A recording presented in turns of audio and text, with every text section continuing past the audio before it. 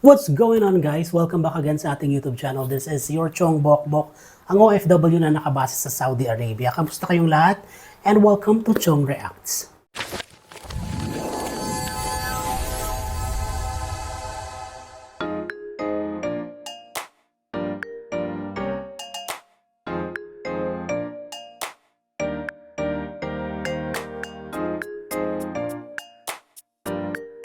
For today's reaction vlog mga chong, re-reacta naman natin at panonoorin ang mga performances ng naggagalingang mga bata dito sa TNT Kids. At napanood na natin yung kanilang mga daily performances. At ngayon nga ay semifinals na, talagang alam ko na sobrang gagaling ng mga batang to. Kaya naman excited tayo panoorin yung mga performances nila dahil after this performance, ang pagkakaalam ko ay diretso na sila sa Grand Finals this Saturday. Kaya naman gusto kong panoorin at gusto ko rin ma-reactan yung mga performances nila dito sa semifinals at kung sino yung mga papasok dito sa ating, dito sa TNT Grand Finals o TNT Kids Huling Tapatan. Kaya naman alam ko excited na rin kayo at may mga kanya-kanya na rin kayong bet. At syempre, bibigyan ko din kayo ng pagkakataon. Wow! Siyempre, magbibigay din ako ng aking parang predictions. Hindi naman sa predictions, yung kung ano yung gusto ko sa performance ng dalawang to. Kasi alam ko, 10 sila, 10 ba, na semi-finalist. So, per day, meron silang 2 contender or 2 semi-finalist. At kung sino yung mananalo, yun yung magiging grand finalist. Magiging 5 yun. Parang that din, di ba? Last season 1 ng TNT Kids, 5 sila na nandun, natira, kagaya ni Sheena, yung TNT Boys na 3, at saka si John Clyde na siyang nag-champion nung season 1. Kaya naman ngayon, excited tayo na mapanood. At syempre, at the end of the video, kung gusto nyo malaman yung aking, kung sino yung feeling ko na dapat mas ahead. For my ano lang naman yun, for my preference lang naman yun. Kung ako lang naman ay magiging judge. Pero alam natin hindi tayo judge, kaya walang bearing yon.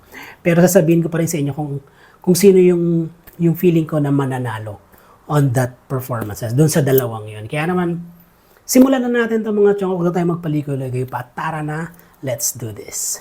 Sa una pala si Aliyah, Kawit Cavite. Cavite ako, taga Cavite ako.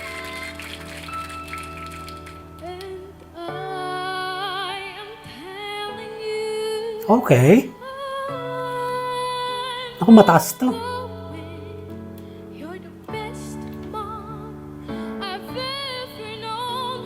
Ano bang title na ito?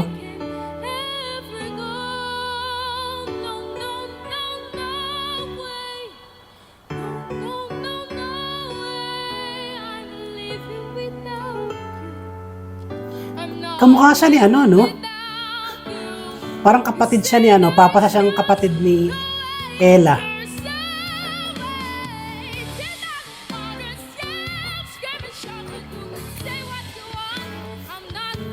Satisfied si Christian.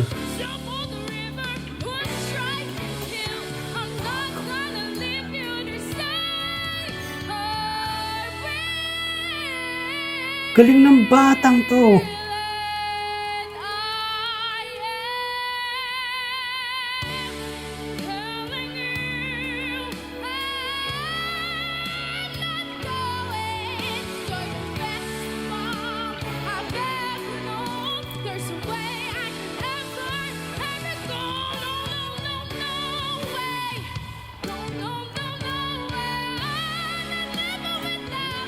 Nice! Impress si Christian.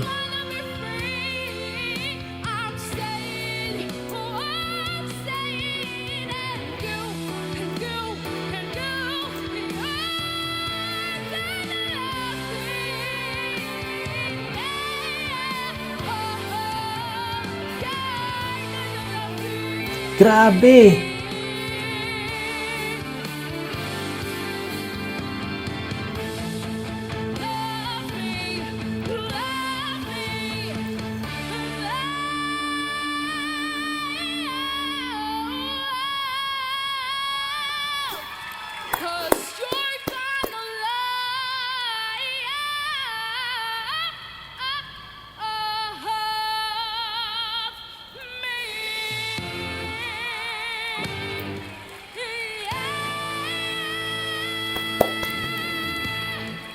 Aaliyah. Nice!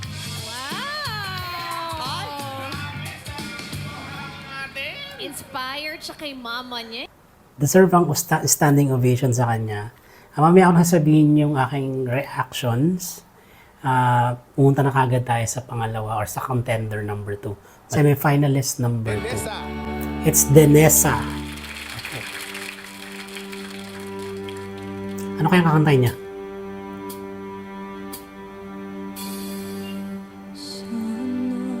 Okay.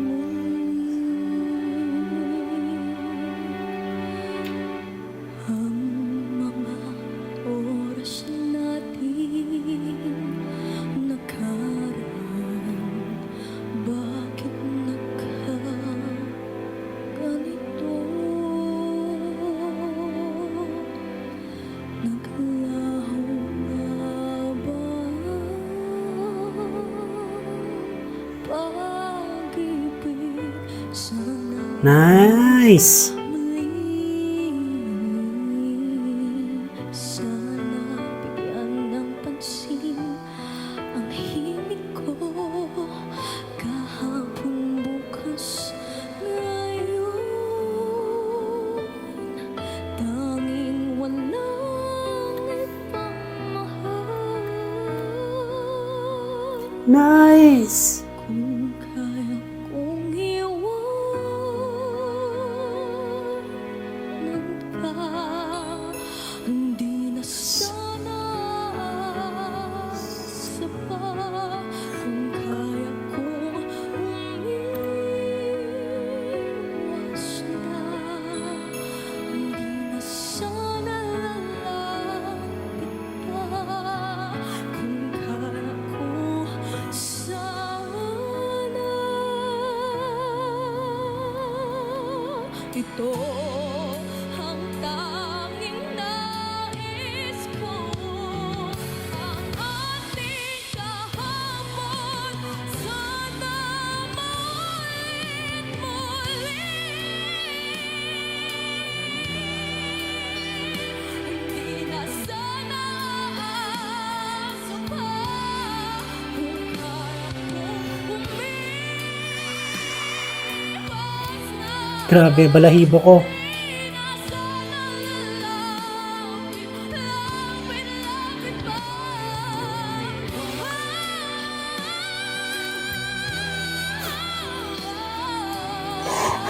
Nice, that's me. Kung kaya kong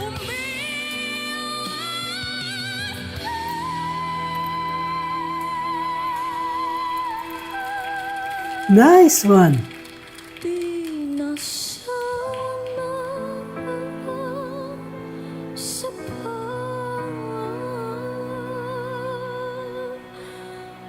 mahal pa rin kita. Oh, believe. Oh, giliw. Denessa Encinares. Oh my God. Kung ako yung magiging judge, grabe, isa sa mga hurado, malamang ako ay nalito na ako ng sobra. Napakagaling nilang dalawa. Let me just say na para silang mga adult na kumanta, no? Ano yung kinanta ng isa ni Aaliyah? And I am telling you, di ba? And si naman, sana maulit muli si Denessa. And ang verdict ko for me, kung isa ako sa mga hurado, which is not, and walang bearing yung aking sasabihin. Well, for me, may personal preference lang siguro. For the song choice, I would go for Denessa. Kasi parang medyo, parang parang yung song ni Aaliyah na And I Am Telling You, parang feeling ko gasgas na siya, na parang lahat na lang ng singing contest naririnig ko yun, napapakinggan natin yon. And talagang ang parang ano ba tawag doon? Parang ang aking standards doon ay yung kay Charis Pempenko nung I Am Telling You niya, ni Charis Pempenko. But I'm not saying na hindi maganda yung performance ni Aliyah. Actually, napaka-perfect nung niya, napaka-flawless. Wala akong narinig na parang medyo sumabit siya Wala naman Perfect nga yung kanyang pagkakakanta. Yun lang siguro yung song choice niya for me parang parang feeling ko na siya, parang gasgas na yan. Kaya parang hindi na ako masyadong na-amaze. Sa sana maulit muli ni Denesa, medyo na blown away ako.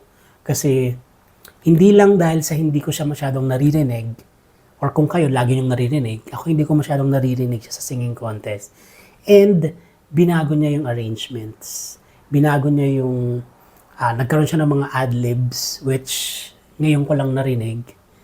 And yung atake ni Miss Regine Velasquez doon sa bridge sa chorus na ano bang lyrics nun? Di na sana lalapit pa. Ano ba yan? Kung kaya kong umiwas na.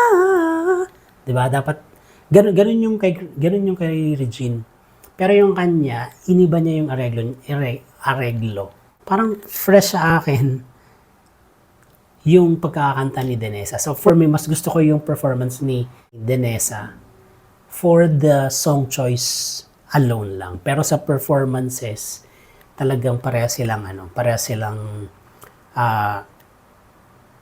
top of the class.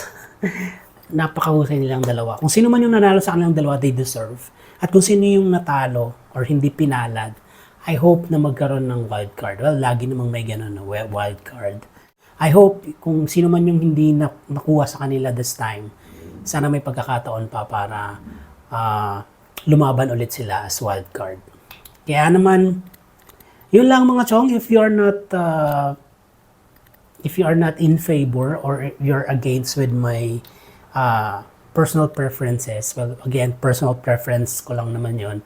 At buti nga hindi ako isa sa mga hurado kasi walang bearing tong sinasabihin ko. It's just for my personal choice, personal preferences. Kung sa tingin nyo mali ako, please let me know, mga chong, by commenting on the below section. By commenting on the comment section below. And kung sa tingin nyo naman, may point naman ako, please let me know also. At kung ano man yung opinion ninyo tungkol sa performances ng dalawa, mas magandang sabihin nyo na rin para may fair chances tayong lahat, di ba? So yun lang mga chong ating reaction bag. Hopefully ay makapag-react pa ulit tayo sa susunod na performances ng another 2 semi-finalists of TNT Kids. And ganun ulit, magbibigay ulit tayo ng personal preference ko as a non-bearing judge, di ba? As non-bearing judge, kaya naman hopefully magkita-kita ulit tayo sa susunod ko pang reaction vlog sa TNT Kids semifinals. Dito na nagtatapos ang ating reaction vlog. If you are new in this channel mga chong, please consider to subscribe and click the notification bell para laging updated sa mga bagong uploads ng ating channel, ang Chong Bok Fam. So this has been your Chong Bok Bok saying be like a tree that keeps growing, live, laugh, and keep moving. Have a great day. Bye-bye.